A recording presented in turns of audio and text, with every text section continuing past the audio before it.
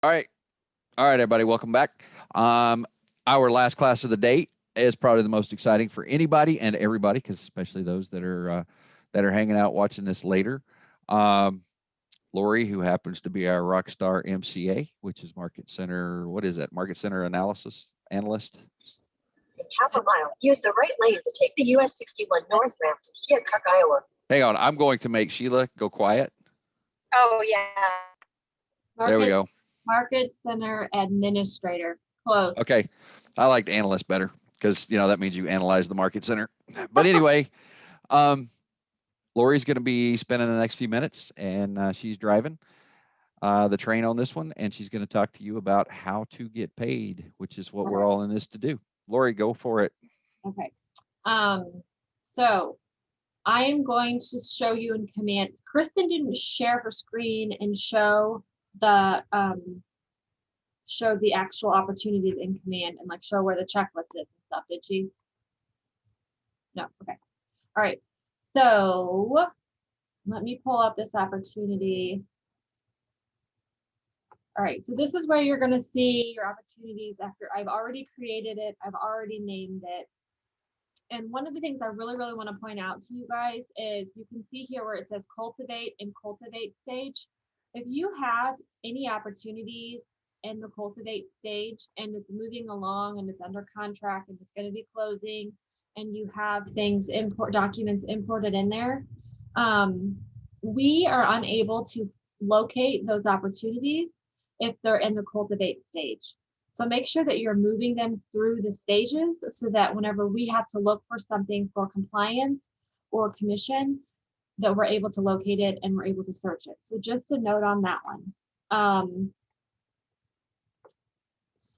And this is kind of where you can go and move them about. You can grab it and drag it over here and drag it. That's how you kind of move them.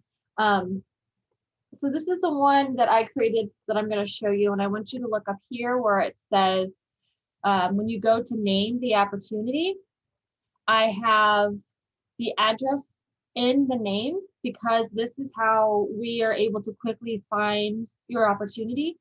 You put the address in the name, and then I put Kinley Knabe, that's my 6-year-old daughter, and then buyer. Some people like to put just the address and listing, whatever you want to do. I don't care how you name them, just please make sure you're putting the address in the opportunity.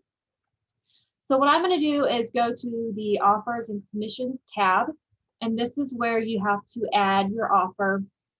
This is where you could potentially have multiple offers, and this is a way to put them in here to do an analysis and see which offer your client would want to go with.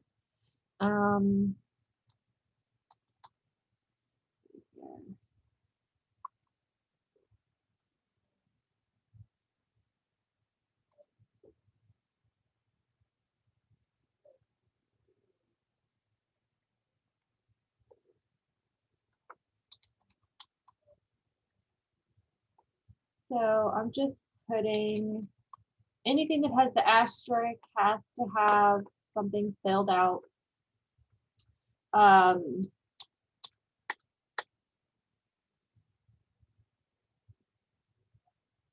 Okay. So for time purposes, I'm just going to do the minimum here. You can fill out a lot more stuff in detail to be able to do that analysis of the offers. So one thing you have to make sure after you input the offer, you have to make sure that you hit accept. That will allow you to insert your commission. And then that's where you go to manage commission right here. Okay, so under the general information, I have to edit this because I have to have a contract date. Okay, so this is showing the sales price of 120, commission rate is 3. Here's my total commission right here, 1 unit, close date is here. Once the DA is created, this DA will show up. The DA number will show up right there along with a U, meaning that's unpaid. Once this has been paid out and closed, you'll see a P next to that ID number, which is fairly new and geeks me out. So what you're going to want to do is go to the edit agent payment. And this is where you'll have your name, 1 unit, the gross commission. And what I want to point out is the agent gross commission, if you are the only agent on this opportunity, this number, the 3,600, should match the total commission up here. So those two numbers should be the same, right here and right here. If they're not the same, it's not going to allow you to submit to me, and it's going to say the numbers are off. There's still money that needs to be allocated somewhere. And that could happen if you have another agent that you have to add on. So let's see. So this is going to automatically calculate your split. 6% royalty goes to KWRI. 30% company dollar comes to our office. This is where you can add your deductions if you choose to. KW Cares, KW Kids can. They go directly to KWRI. So those are international accounts that you can donate to. We have our own office that you have to add as a deduction. So what you can see down here under extra payment options, if you have an outside referral that has to be paid out, this is where you go to add that. If you have a TC fee, this is where a transaction coordination fee, this is where you'll add that.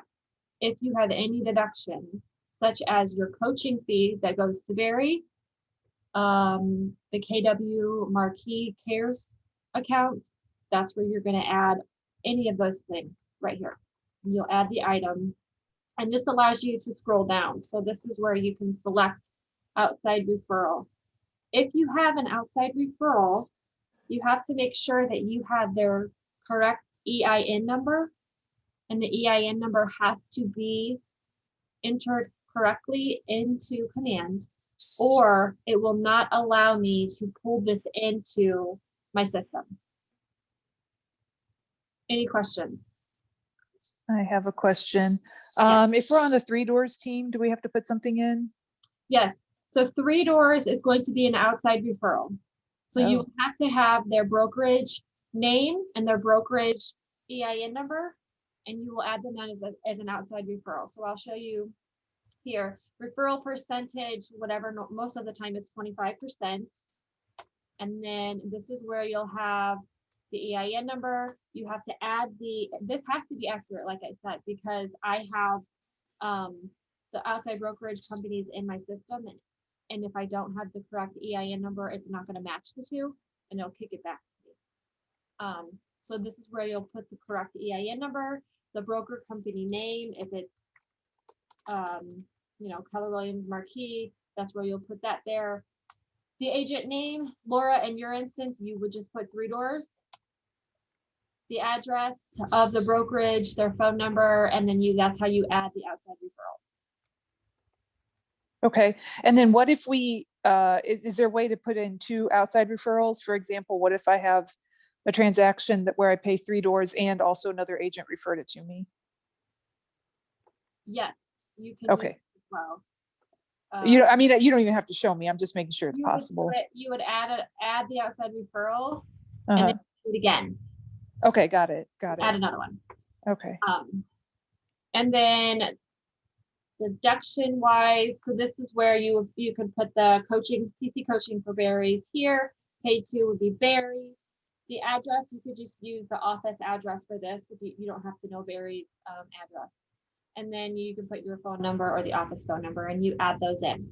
Once anything is added, it comes to the side over here under summary. And if it says open right here, that means that you have not submitted it to the market center.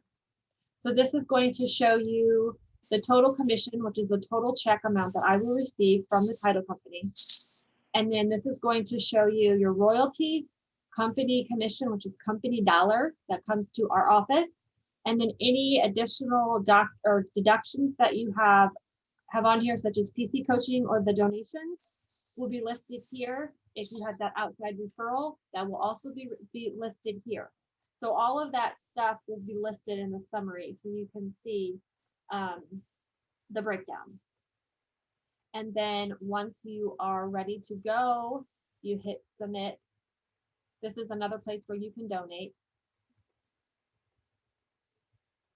Okay, so I want to show you what this says submitted. So this means, okay, it's been submitted to me to be able to review and pull in and create your DA. Something that I want you to notice is this request termination.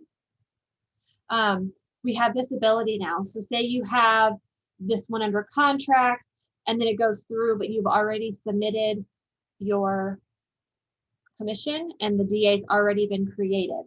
Once we have created your DA, you on your end in command can no longer make any changes. It has to directly come to me to make any changes, such as a price change, the percentage, the commission percentage change, all of that stuff. Nothing can be changed on your end. Only I can do that.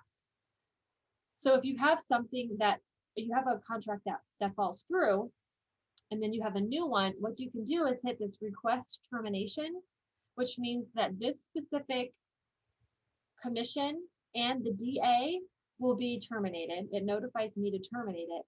And then it will allow you to create a whole new commission instead of previous, you had to create a whole new opportunity, create all new checklists and everything. This way it allows you to skip all those steps and you can just submit a new commission. Let me show you once the DA is created. So when you go to documents up here at the top and you're going to pick checklist type, you'll select residential buyer. And this is going to populate those 3 checklists. And this is where all of your documents for compliance are going to go.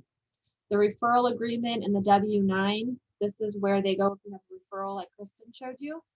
Under contract, you can go through and see that this is where all of those documents are.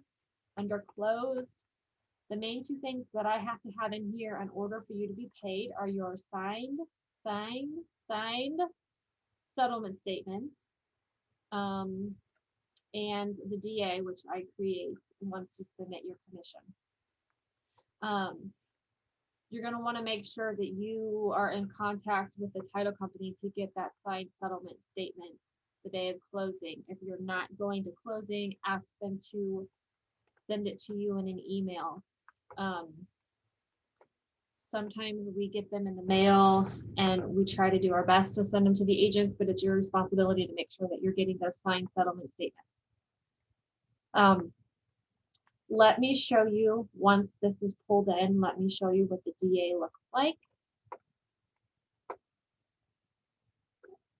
Barry, I need an address again. What's that one you always give me? 99 Elm Street. 99 Elm Street. Oops. Okay. This is one of Barry's. I want to show you guys.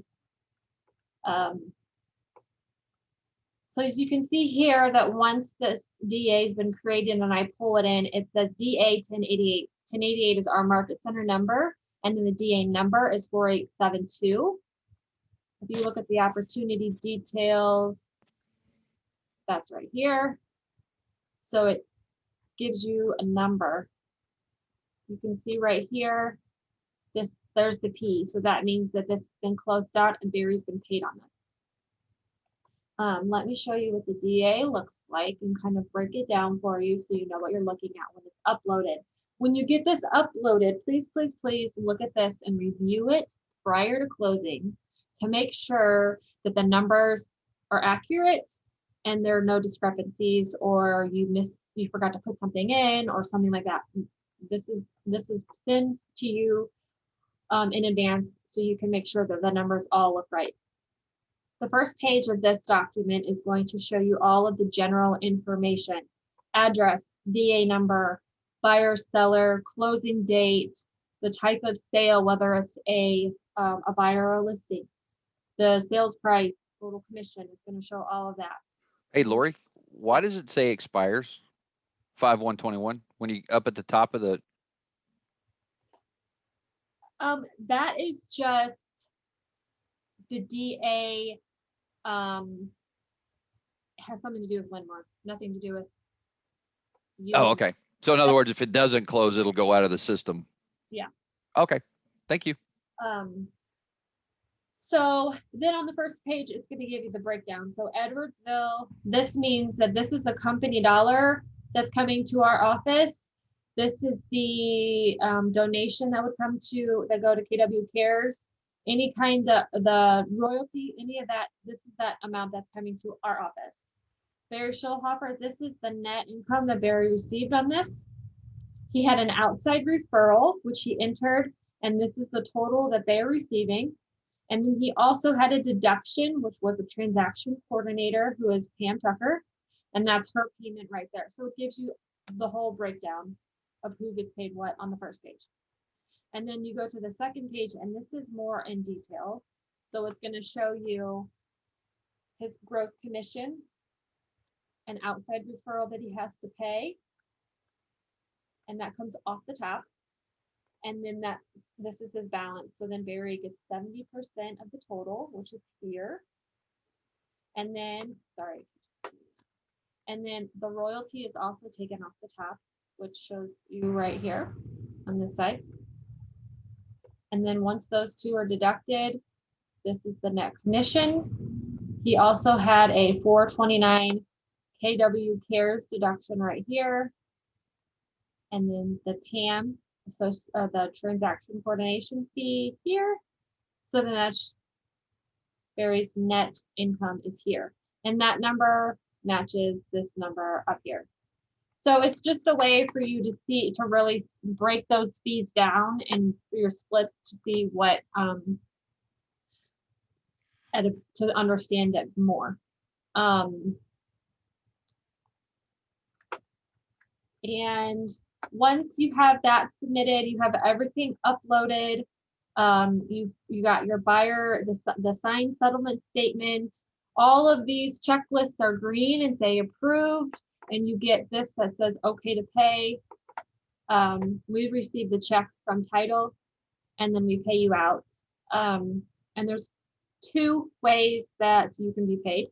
You can either be paid direct deposit. That is sent to your bank account, and then it takes 1 to 2 business days to actually hit your account from the time I send. So today is Thursday. So if I would send your payment to your bank today, it would not show up in your account until Monday because of the weekend. And then you are charged $1 every time a payment is sent to your account, and that's added on to the next month's office bill. If you would happen to have several, like 3 closings in 1 week, obviously I would bulk those all together to save you those $2. Some people want that money, and they prefer to have a check, and I can do an e-check, which is sent to your email, and you receive that right away. All you have to do is open it up, print it off, and then it's just like a regular check on printed paper. And then you take that to your bank and deposit however you deposit, and then that you get that right away. So those are the 2 options that you have to get paid. You are sent a payment notification regardless if you get the e-check or the direct deposit, and it gives you the breakdown of your payment. So it'll show you the DA number, the address, and the amount that you were paid on the check. If you have multiple payments on there, it breaks them all down for you as well. Anybody have any questions? Good. Okay. I think a lot of this doesn't make sense until, and this is a statement for everybody. I think a lot of this does not make sense until you're ready to get paid. Yes. And then it's, oh no. And Laura and I had this conversation yesterday because she called me and said, if I watch Lori, is she going to explain what happens? Yeah. Yeah, because it makes sense. This is a just-in-time training opportunity. Mm-hmm. Yes. And it's one of those things where it's overwhelming right now, but the more that you do it, with just like everything, the easier, the more comfortable that you get with it. I had someone on a team that called me, and they've gotten paid several times for closings, and it was never broken down for them. And so I did a one-on-one with her, and I just went over things with her and the settlement statement, and showed her this is why this is, and this is why you got this money, and this is what this means. And she was like, oh my gosh, this makes so much sense. Like, I can't believe, I should have asked you sooner. And so if that happens and it's your first closing and you're kind of so confused, just call me and I can walk you through it. Or if you want to stop by the office, hey, we're open now. I would love to go through that with you as well, so you understand the numbers and what you're looking at and what you're being paid. So that's sort of how you move through commands, and then kind of the steps that you go through, and then up until we receive the check and you get your money. Something else I want to touch base on is the referral. If you would be receiving a referral from another brokerage, even if it's KW, you still are required to submit a green sheet-ish, I guess. I'm working on a way that I can get this all in commands to where we don't have to do green sheets anymore, because green sheets are a way that we something that we used before we had command. And I'll show you how to get there real fast so you can see. You're just going to go to mykw.kw.kw.com. And then it's under, you hover over technology and you're going to go to green sheet. And you'll see this dashboard and you hit create green sheet. And then you'll always say no. And if it is a KW listing, you're still going to say no. And then that will populate, and then you'll fill this information. If you have an outside referral, just call me and I will walk you through this to make sure that I get what I need, because it's crazy. And like I said, I've been working on trying to get this figured out so that we don't have to use green sheets at all and just do everything in command. If you have an outside referral and they send me, you don't know what it's going to be, if you have an idea of the closing date, just shoot me an email and say, hey, I have this, it's supposed to be closing this day. Here's the address. And then once I receive that, I can let you know how much the check is going to be. If you don't know, when we can get that paid right away. Something else I want to mention too, if you have something that needs to be changed, like I said, on the DA, let me know. I think there is a form on the dashboard, or there's going to be a form on the dashboard. I can't quite remember right now, that you can fill out that notifies me that you need a change, or just call me or text me or email me and let me know so that I can get that changed for you. My cell phone number is the best number to reach me. So if you have any questions, obviously feel free.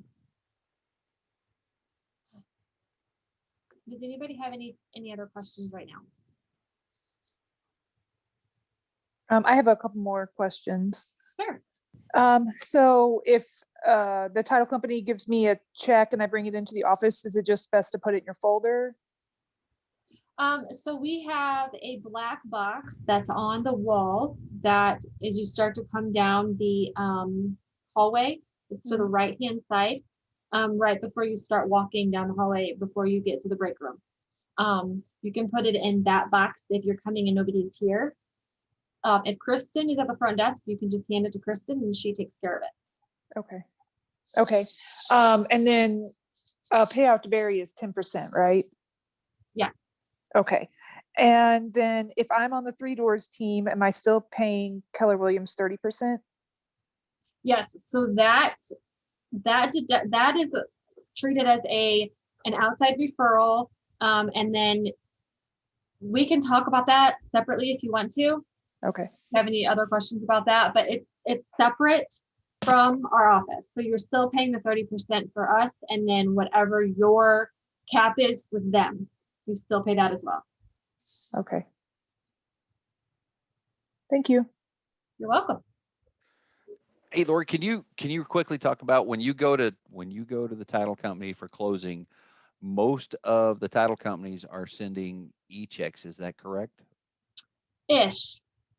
It depends on where you go, but there's a handful of them that are sending e-checks. So when you go to the title company, They will, after closing is done, they will send me an e-check directly to my email. So I get your check right away most of the time.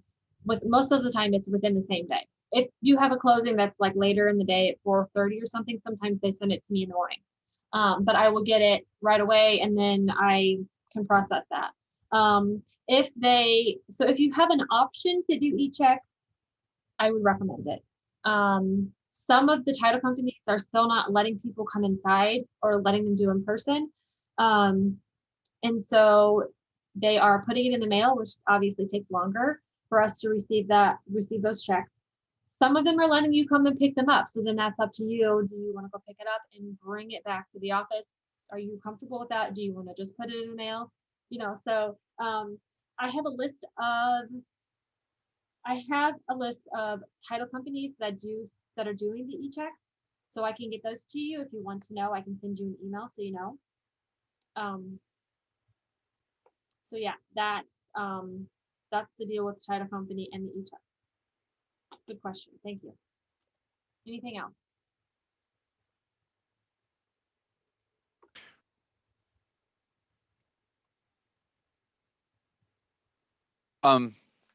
Yeah, I'm gonna throw some questions that we've talked about in the past. Okay. If what was the one that we used to talk about where we talk about taking a picture of the check and sending it to you, or taking it to Shannon Scott's office and scanning it? So I would prefer that since we are open, I went back whenever we were quarantining and our offices were not open, and even when title companies were saying, don't even come here, we're not letting you in. We were allowing agents to take pictures and email it to me or send it to me. And I would just prefer not to do that because first off, it's just bad accounting practices, but I just don't want it to get lost in any way, shape, or form. So I would prefer that we do not do that, which I would say is finding a title company that does the e-checks, or you being the one to go pick it up and bring it back to the office so that you can get paid fast. If you were over in St. Clair County around O'Fallon area, Shannon Scott she's one of our mega agent offices over there, the Scott team. They do have a remote deposit scanning system, and you can take your check to them. They will scan it it goes directly into our bank account, and then she sends me the notification of the remote scan. And so basically, that's your way of coming into our office. So you can take it to her. She scans it and says, "Hey, Laura Lennington brought this check over," and they give me the address, and I have the amount and everything, and so then I can process it right away. So it's like I have the actual physical check. So that's an option too if you're closer there or you have a closing that's over that way, and you want to pop in. You can do that. I can get you her her address and the phone number. They just ask if you do that, you call them to make sure that somebody is there at their office, and so that they know that you're coming beforehand. They just ask that you not show up. So I can get you that information if that works for you. Lori, my next question for you, ma'am. If I have say like Laura has a projected closing for tomorrow, and you're probably tracking it as closing in February. If it slips and is going to the next month, what actions does an agent need to do? Yes, so I need to know if it's moving to the next month, because I have a report that shows me our projected, and this is also a reason why it's important that you get your commission submitted once you have it under contract, because we use those projected reports for different things within our office in terms of where we're at money wise and expense wise and profit wise. There's a lot of factors that go into it, and so I have to know what all is closing, and you will be getting usually around the 15th of the month. Kristen will be contacting anyone that is on our projected list saying, hey, this has not closed yet. What's the status of this? What's going on with this? So if you have something that's closing, that's supposed to close on the 26th of this month, which is Friday, and then being bumped to March 1st, I definitely need to know that because I have to move it. It goes to a new month, but also at the end of the month / beginning of the month, I have what is called transmittal, which means that I have to close everything down for the month of February. All closings have to be processed, have to be paid out. My accounting stuff, everything is like we close the books every single month. And then all of that information is transmitted to international and then uploaded to them and processed. And then that's how we get our reports and all that kind of stuff for you guys. So it's very imperative that I know that information. If it's something that's moving from the 15th to the 20th, it's not that big of a deal. But if it is moving from the 30th to the 1st, then I do need to know that so I can move it to the next month. And you just have to, again, text me, email me, call me, and just let me know that information so we can make sure that it gets updated in my system. Okay. Hey, Lori, 2 more things for me. Oh. No, you're gonna like these because these feed you. So if you are in the productivity coaching program, one of the things that I have always asked you to do is report your numbers. I know you guys get tired of hearing report your numbers. One of the things that is absolutely critical for you to do is tell me what you have under contract and when you are projecting it to close.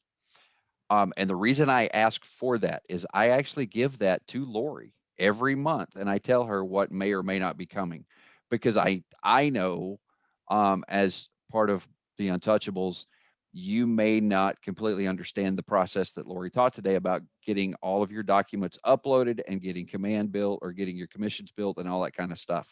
That allows me to help you do that. And it also lets me give Lori a heads up that you may be calling her for assistance, or there might be an error that she's going to need to go back and fix. So that's why it's so imperative. And I'm not just asking for numbers for the sake of I'm nosy.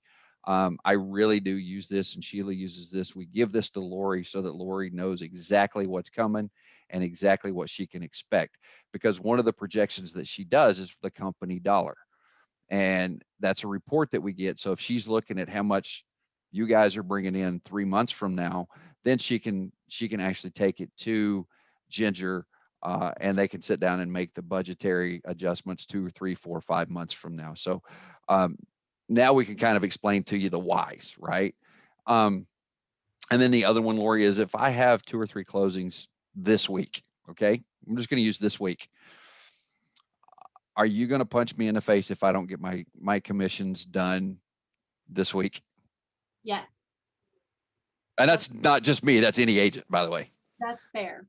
No, I would not punch you in the face, but I will be on you because for transmittal purposes, and I have to have that information and I have to have that process for February.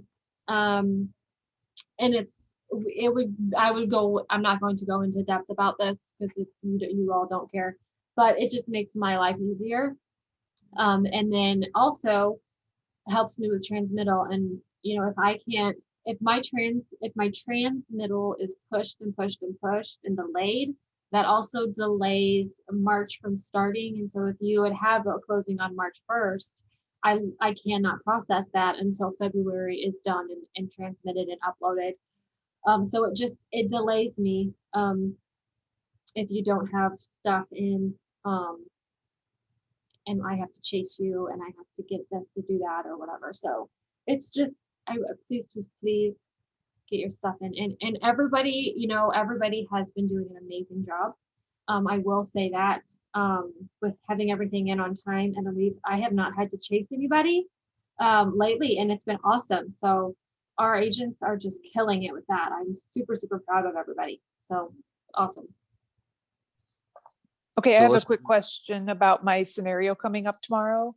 Okay. So what if they end up signing tomorrow, but it doesn't fund until Monday?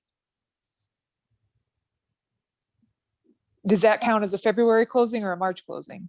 It will depend on what the settlement statement says.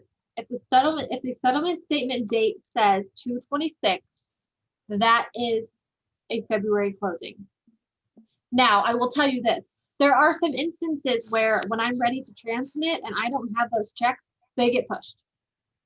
They will have to be pushed to March because there's just no way around it. Sometimes that does happen. So that's a case by case basis. It doesn't happen a lot, but sometimes it can. Okay.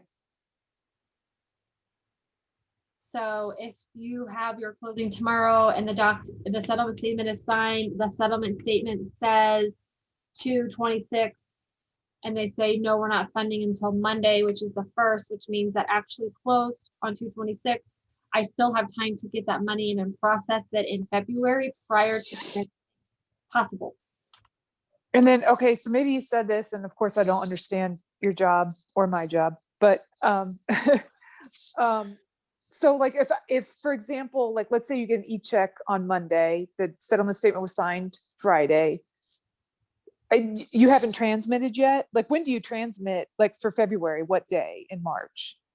I usually, so they give us 2 days to get everything done and transmitted, but I will not go 2, I go 1 day. I will do it 1 day. So like, this coming month, March 1st actually lands on a Monday. So I will by the end of day on Monday, my transmit will be complete. Okay. Sometimes it's crazy and like there was a lot of closings at the very end of the month, which happens a lot. And I'm waiting and waiting and waiting and waiting for commission checks, or I have agents that just they haven't done. I have the check's been deposited, which means I have to reconcile my bank account, because with that check in there, I have to process that for February. Sometimes it gets pushed to day 2 for situations like that, but it's also why we coach you guys to get your stuff in on time and to get it in when you can. You don't have to wait to upload documents when it closes. If you have something that's signed and completed, you can upload that sucker right away to get everything ready to go. So then that means that when I look at your opportunity, I see she's good to be paid and you get your money right away. So you don't have to wait either. So it's a win-win for both of us. Okay. Thank you. You're welcome. So on video, you're gonna say you will not punch me in the face. I will not punch you in the face. Okay, I got a record. We're good. Thanks, Lori. You're so funny. Okay. Lori, I appreciate you. All of us appreciate you. You know, you really do have a thankless job, and we know that. And without you around, I don't know what we would do. So, folks, if you get a chance, Lori does like iced tea, and it has to be sweet tea, and it has to be from McAllister's. And if you take it to her, she will be your friend forever. And if she's having one of those bad days, you can always take her the extra large version, and you'll be in good shape. This is my tumbler. Steve Flowers got me a tumbler, a tea tumbler from McAllister's. So yes, sweet tea, peanut butter M&M, dark chocolates. Or you could just come in and say, hey, I have an extra chair in my office and we can just chat for a little bit. And I like that too. Yep. So, all right, folks, I hope you have a great day. I hope you have a great weekend. We actually start in our March training on Tuesday. Can you believe it's February's over? March is here. Folks, March usually starts with spring sale season. So I expect the market to get even hotter any day now. So with that, Sheila, please be careful driving to the land of up north. Thank you. 5 Yep. more hours. Drive safe. Thank you.